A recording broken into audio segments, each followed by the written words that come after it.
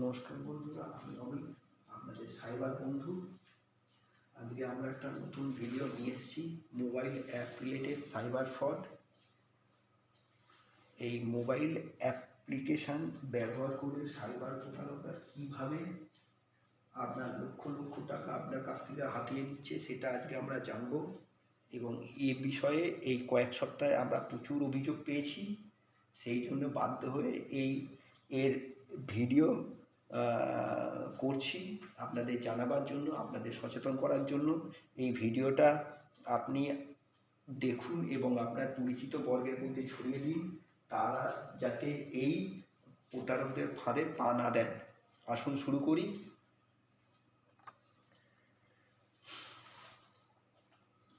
আপনি দেখবেন আপনার পরিচিত বা অপরিচিত লোকের হোয়াটসঅ্যাপ থেকে আপনার হোয়াটসঅ্যাপে একটা মেসেজ এসছে, মনে হবে যেন সেটা ব্যাংক থেকে পাঠিয়েছে কেউ। সে ব্যাংকের লোগো থাকবে, সেই লোগোর মধ্যে একটা .apk ফাইল আপনি দেখতে পাবেন, SBI ক্রেডিট কার্ড .apk, যেটা লাল তীর চিহ্নের মাধ্যমে আপনারা দেখতে পাচ্ছেন। এটা সবসময় যে SBI ক্রেডিট কার্ড .apk থাকবে তা নয়, এটা বিভিন্ন নাম হতে পারে। SBI customer care .apk, Bandhan bank customer care .apk, Axis bank customer care .apk, Axis bank credit card .apk। যে ব্যাংকের নাম থাকবে সেই ব্যাংকের লোগো আপনি দেখতে পাবেন, কিন্তু সেই ব্যাংকের সাথে এই হোয়াটসঅ্যাপে কোনো সম্পর্ক নেই। এটা সাইবার প্রতারকদের তৈরি করা একটা হোয়াটসঅ্যাপ, যেটা আপনাকে ফাঁদে ফেলার জন্য এটা আপনাকে হোয়াটসঅ্যাপের মাধ্যমে পাঠানো হবে। এই অ্যাপ্লিকেশানটিতে সামান্য টাচ করলে এটি আপনার মোবাইলে ইনস্টল হয়ে যাবে।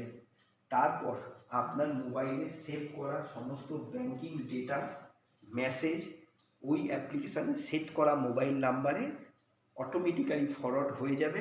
আপনি বুঝতেও পারবেন না ওই অ্যাপটি যে আপনার মোবাইলে ইনস্টল হয়েছে, সেটাও আপনি বুঝতে পারবেন না। এর কোনো আইকন আপনার মোবাইলে আপনি দেখতে পাবেন না। এটা ইনস্টল হলে আপনার কি ক্ষতি হবে?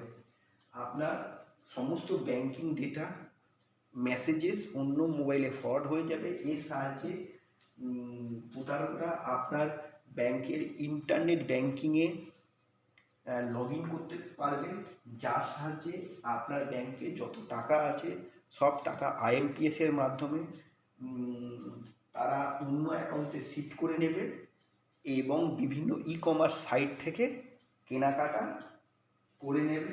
পরে সেটি রিডিম করে তাদের অ্যাকাউন্টে নিয়ে যাবে। পরে ATM-এর মাধ্যমে সেই টাকা ক্যাশ তারা তুলে নেবে।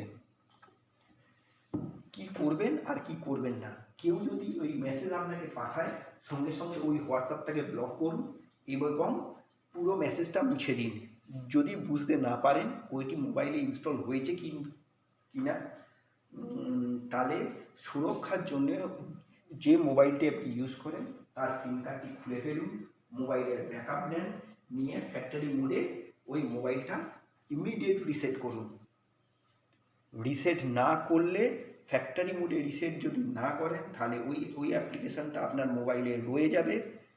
ওই মোবাইলে যখনই সিম লাগাবেন, যখনই মেসেজ আসবে, তখনই কিন্তু ওই ডেটা আপনার ফস্টারের কাছে চলে যাবে। যদি ওই হোয়াটসঅ্যাপটি আপনার কোনো রকম আত্মীয় পরিজনের হয়, তাহলে তাকে ফোন করুন, জানতে চান আপনার হোয়াটসঅ্যাপটি হ্যাক হয়েছে কিনা।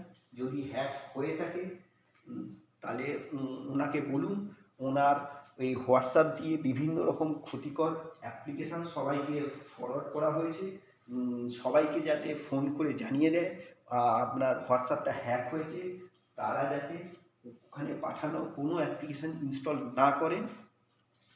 আর আপনার হোয়াটসঅ্যাপ হ্যাক হয়েছে বলে নিকটবর্তী সাইবার থানায় গিয়ে যোগাযোগ করেন এবং জানান আপনার হোয়াটসঅ্যাপটি হ্যাক হয়ে গেছে। কেউ যদি ওই অ্যাপ্লিকেশান ইনস্টল করার মাধ্যমে প্রতারণার শিকার হন তাহলে অতি সত্বর 1930-তে ফোন করুন, অভিযোগ জানান এবং ন্যাশনাল সাইবার ক্রাইম রিপোর্টিং পোর্টালে লগ ইন করুন। লগ ইন করেও অভিযোগ আপনারা জানাতে পারেন। কিন্তু তার থেকে সবচেয়ে বড়, আগে আপনার ব্যাংকের স্টেটমেন্ট তুলুন। এখানে অভিযোগ জানাতে গেলে ব্যাংকের স্টেটমেন্টটা খুব দরকার। ওখানে আরএনএর নাম্বার বা ইউটিআর নাম্বারটা দরকার হয়, ডেট টাইম আর ইউটিআর নাম্বারটা প্রয়োজন হয়। সঙ্গে সঙ্গে ব্যাংকের স্টেটমেন্টটা আপনি জোগাড় করুন, করে এই cybercrime.gov.in বা national cyber crime reporting portal বা 1930-তে ফোন করে অভিযোগ জানাতে পারেন। এই ভিডিওটা আজকে এই পর্যন্তই। এই ভিডিওটা যত তাড়াতাড়ি যত সত্বর পারেন নিজেদের পরিবারবর্গের কাছে ছড়িয়ে দেন, যাতে সাইবার প্রতারকরা এই পন্থার মাধ্যমে আপনার বা আপনার পরিচিত কাউকে প্রতারণার ফাঁদে ফেলতে না পারে। নমস্কার, আজ এই পর্যন্তই। শুভরাত্রি।